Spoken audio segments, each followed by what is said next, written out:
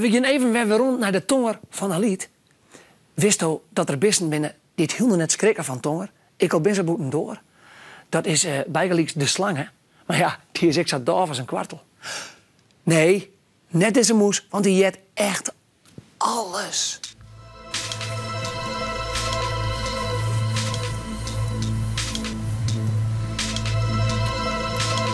Nou, hij had nog net volle honger zeker.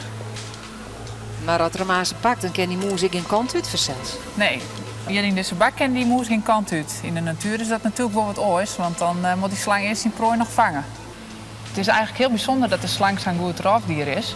Want de slang heeft hele minne egen en hij jet eigenlijk net. Dus hij heeft geen eren en trommelvliegen zoals wij meesten die hebben. Maar de slang die heeft een soort gehoorbeentje en die zit vast onder de kaak. En zodra hij dan trillingen verneemt in de groen, bijvoorbeeld omdat er een prooi omkomt, dan gaat dat hoorbeentje begint te trillen en dan weet hij dat er een prooi in de buurt is. Dus door de trillingen van de groen die het opvangt, weten wat zijn prooi is. Ja, en er is nog wat. De BNX-slang die heeft een soort infraroodzicht, dus een soort warmtezicht. En die vernemen dan temperatuurverschil met hun zintuigcellen. En daarmee weten ze dan dat er een prooi in de buurt is. En daarmee kunnen ze zelf bepalen waar die prooi precies zit. Dus een slang heeft eigenlijk geen eren en egen nodig. En hoe zit het dan met de noos? Nou, de slang heeft ik geen nooskrek als wij die hebben. Dus de slang heeft natuurlijk zo'n mooie witte en tongen.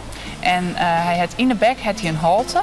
En daar zit het orgaan van Jacobsen. En hij steekt dan soms zijn tong even uit. Daarmee kan hij dan geurdeeltjes opnemen. En dan steekt hij de tong weer om in de bek. En die troot hij dan in dat orgaan van Jacobsen. En daarmee roept er dan als het ware. Dus dan weet er of er een prooi zit, of dat er een lekker hapje zit, of dat het niet het belangrijkste is.